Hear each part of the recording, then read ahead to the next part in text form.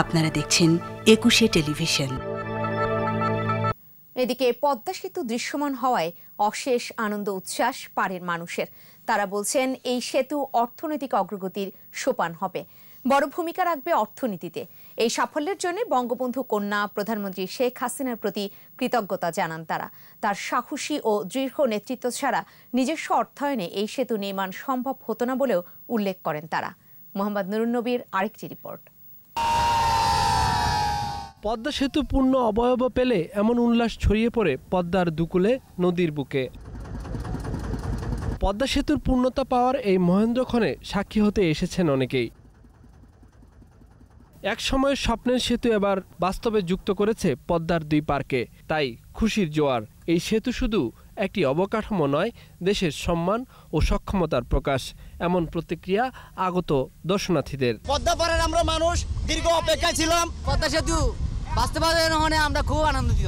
আমরা অনেক দূর থেকে এসেছি এই পদ্মা সেতু দেখার জন্য, তাই খুব ভালো লাগছে এটা দেখার পর।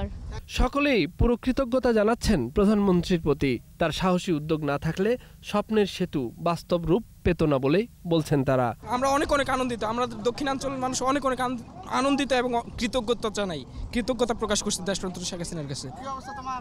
যোগাযোগের জন্য ভালো একটা নির্দেশনা হচ্ছে, কারণ দেশটা যত বেশি রাস্তাঘাট উন্নতি হবে তত বেশি উন্নত হবে দেশের বিজনেস।